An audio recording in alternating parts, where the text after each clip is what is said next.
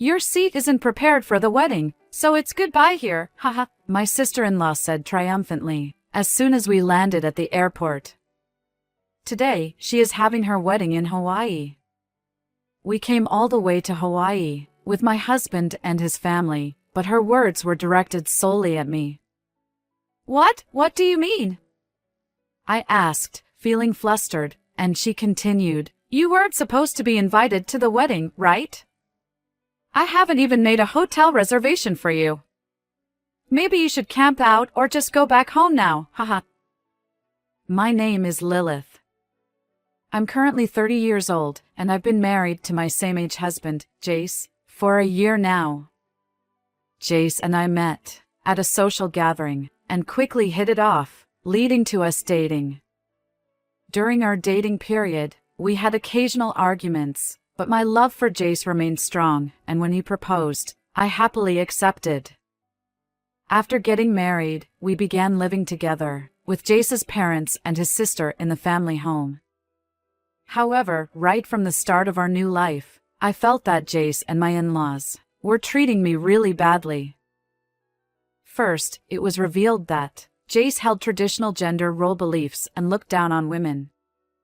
There had been remarks during our dating period that made me feel belittled, and it often led to arguments. However, living in the family home with Jace, he no longer concealed his true nature. Hey, is the housework done? What are you slacking off for? Taking care of your husband and his family is the wife's job, isn't it? Get it done already. Jace would routinely shower me with verbal abuse in our daily life.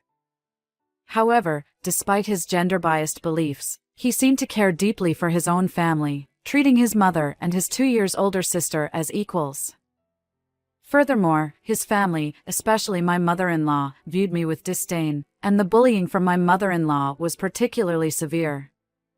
My mother-in-law is a stay-at-home mom, but since I started living with her, I've never seen her doing any housework. Apparently, she was originally against our marriage, and constantly makes snide remarks towards me. At first, it was just about pushing me to do housework, but gradually, she started complaining about my job too. You know, if you have time to work outside, how about doing some housework? Quit that hobby-like job, that doesn't even bring in much money, she would say. My in-laws, led by my mother-in-law, have consistently urged me to spend the time I work outside on household chores instead. Nevertheless, I diligently manage both my job and household chores. She must understand that I'm balancing both, so she probably just wants to find excuses to fault me. Honestly, what's so enjoyable about being a piano instructor? Her disdain for my job was clear in her attitude. I've been working as a piano instructor at a piano studio since I graduated from college. The studio is run by someone else, and I'm in a hired position. I've loved the piano since I was a child, and even went to College of Music. There was a time when I seriously aimed to become a pianist, but I realized early on that I didn't have the skill required for that level. So, my college professor introduced me to my current workplace, and I started working there. The atmosphere at the piano studio is very pleasant, and I've built good relationships with the students and their families. I genuinely enjoy teaching piano to the kids, and I find it more relaxing to be at work than at home. Jace used to praise and support my job when we were dating, but now he's completely changed from those days. My in-laws and Jace have been urging me to quit my job, but I have a dream of eventually starting my own piano studio and becoming independent, so I haven't considered the idea of becoming a full-time housewife in the future. Furthermore, my sister-in-law, Evie, seems to dislike me as well. Every time we meet at home, she gives me a disapproving look. Why did someone like you marry Jace? You should just hurry up and divorce. But then, who would do the housework? We'd be in trouble. Evie often makes sarcastic remarks like this. She works at a company and uses excuses like being too busy with work to avoid doing any housework. Moreover, since I started living here, she's taken every opportunity to push her laundry and room cleaning onto me. While my father-in-law rarely voiced complaints directly, he seemed to enjoy watching my mother-in-law and Evie belittle me. Feeling that I have no place in this house due to this living situation, I'm currently seriously considering a divorce from Jace.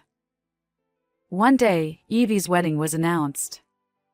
It wasn't a surprise, since we had been hearing about the possibility of Evie getting married soon every day. However, her fiancé was quite wealthy, and they planned to have the wedding overseas. The wedding location was set to be in Hawaii. As a result, our whole family decided to go to Hawaii. "I've never been to Hawaii before. I'm looking forward to it," exclaimed my mother-in-law with great excitement. Jace and my father-in-law were also thrilled when they heard about the Hawaii trip, and Evie seemed quite proud. On the other hand, I wasn't particularly enthusiastic. I had never experienced a trip with my in-laws before, and I could foresee the kind of treatment I would receive. However, there was one thing I was looking forward to at this wedding. So, I decided not to dwell on my thoughts about my in-laws or Jace, and decided to participate in the wedding with a positive attitude. On the day of departure, as expected, I was assigned the role of handling my in-laws' luggage. Even on the plane, my in-laws and Jace were engaged in cheerful conversation, but I felt like an outsider, experiencing discomfort as we arrived in Hawaii. We took a late-night flight, so when we arrived, it was just before noon. When I stepped off the plane, I felt a little uplifted by the unfamiliar air of the place I had never visited before.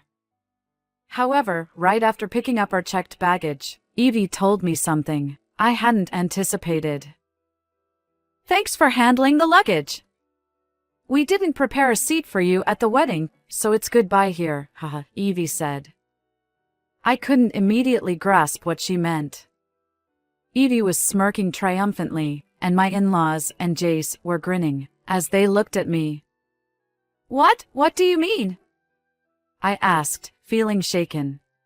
Evie responded, "You weren't supposed to be invited to the wedding. We didn't even make a hotel reservation for you." As I stood there in shock, Jace and my in-laws burst into laughter. Frustration welled up, and I bit my lip.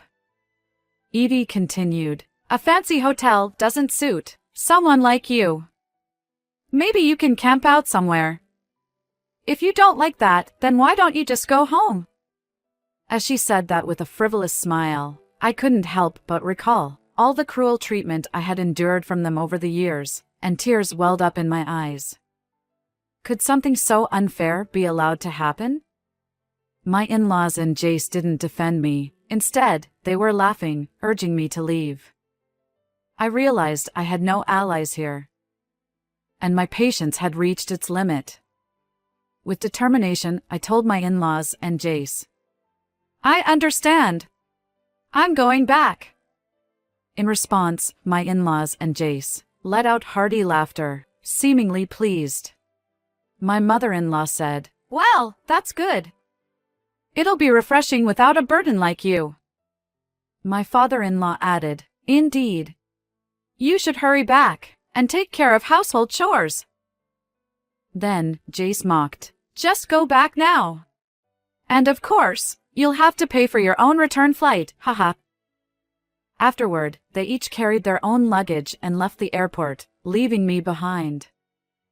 I watched Jace and the others walk away, my anger growing. Then, I managed to find a flight with available seats back to Japan for today, so I quickly completed the return procedures. After returning home, I went to get divorce papers and organized my surroundings, while also taking care of household chores. I had taken time off from work, so I decided to take it easy and relax during the period when my in-laws were not around. Until now, I hadn't really wanted to go back to this house, but I felt pleasant in their absence. A few days later, Jace and my in-laws returned home from their trip abroad. However, as soon as they opened the front door, I heard Jace shouting angrily, "Hey, Lilith! What the hell have you done?" I was in the living room using my smartphone when this happened, and I secretly shrugged my shoulders.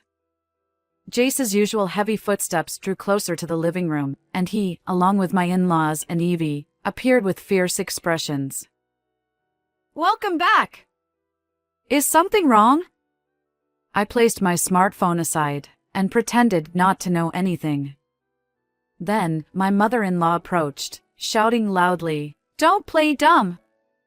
You took our passports with you when you left. What on earth were you thinking?"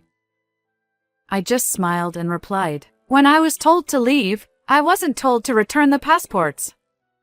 I thought you didn't need them."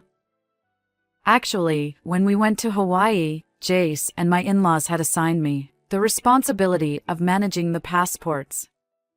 I had placed them in my bag, along with other valuables, but it seemed like they had completely forgotten about it. "You did this on purpose, didn't you? Do you have any idea how much trouble we went through because of this?"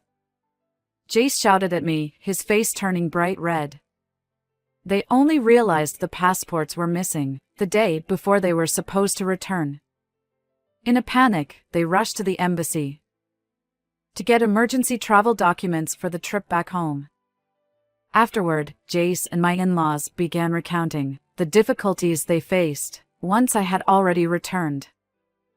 It was 3 hours after they had left me at the airport. Before the wedding began, Jace and the others headed to the hotel where they planned to stay during their Hawaii trip. When they arrived at the hotel's front desk, it seemed that no one had any money with them. Jace hadn't brought any dollar bills with him because he had intended to cover the expenses with my money. Furthermore, it appeared that his credit card was maxed out at that point, so they couldn't pay for the luxury hotel accommodation. As a result, he tried to borrow money from his parents, but they had assumed that their son or daughter would cover the travel expenses, so they had no money on them either. Everyone was in a panic, and Evie, in her haste, decided to rely on her fiancé and his family who had arrived at the hotel earlier. Evie kneeled down in front of her fiancé and his father, who had come down to the front desk. "Please, Amir! There seems to be a little mix-up, and my family is in trouble. Can you lend us some money?" she pleaded. Amir, Evie's fiancé, gave her, Jace, and the others puzzled looks as they bowed their heads. Then, before Evie could make her explanation, Amir spoke up, and an uneasy atmosphere started to build between my in-laws, Amir's family, and Evie. However, what Amir said was unexpected. "I've always wondered, why isn't Ms. Lilith here?" he asked. "Huh? Ms. Lilith?" Evie and the others were puzzled by his words. Amir then continued, "Ms. Lilith is Maya's piano teacher. Isn't she your sister-in-law? I confirmed her attendance for the wedding, so why isn't she here?" Maya, who is Amir's daughter, just turned 6 this year.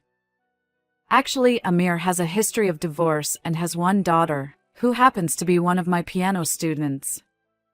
Maya started attending piano lessons this year, and I'm currently her piano teacher, giving her lessons twice a week. So, I already knew Amir. When Evie, Jace, and my in-laws heard this fact for the first time, they were all astonished and couldn't find the words. "Oh, I didn't know that. I mean, she suddenly fell ill and couldn't make it," Evie stammered as she tried to explain, but both Amir and his father looked at her suspiciously. At that time, Maya was waiting in the hotel room with Amir's mother. Amir, feeling suspicious of Evie's words, muttered, "That's strange. I haven't received any such message. I have a good relationship with Ms. Lilith, so if she couldn't make it, she should have informed me." Evie began to panic and said, "She was really ill, so maybe she couldn't get in touch. But please, Amir, my family can't stay at the hotel like this. We need the money somehow." Jace and my in-laws also desperately pleaded with Amir. After consulting with his father, Amir said, "You're hiding something about Ms. Lilith, aren't you? If you're honest with me, I'll lend your family the money." Then, reluctantly, Evie and Jace began to explain the situation. Amir and his father, furious upon hearing the whole story, found themselves in a predicament. Canceling the wedding at this point was not an option. With no other choice, and 3 people without funds, Jace and my in-laws ended up using the money for their wedding to cover their travel expenses. However, the wedding proceeded under tense circumstances, and Jace and his family had an uncomfortable stay during their time in Hawaii. "Why did you keep quiet about Amir and his daughter?" Evie, trembling with anger, approached me. "You've brought shame upon us. Because you hid the fact that you knew Amir and them, this whole mess happened." In response to Evie's loud accusations, I replied, "It was a surprise thought up by Maya." This time, Maya was going to perform on the piano at the wedding reception, and Amir's family had asked me to give her lessons for the song she was going to play. It was only through this process that I found out Amir was Evie's future husband. However, if I had revealed that I knew Amir to Evie, there was a chance they would figure out the surprise. So, I had kept quiet and said nothing to Evie and Jace. Upon hearing this explanation, Evie began to shake with anger. She lunged at me, shouting, "This is no time for jokes! What will you do if we end up getting divorced because of you? We were being looked down upon the whole time by Amir's family during the wedding." She continued to berate me, saying, "If anyone even mentions divorce, I'll never forgive you.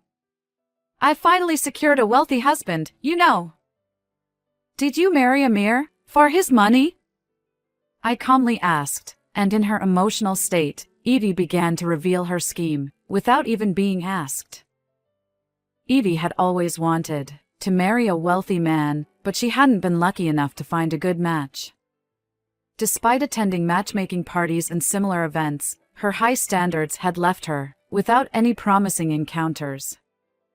That's when Evie decided to focus her efforts on rich men who were divorced or had children.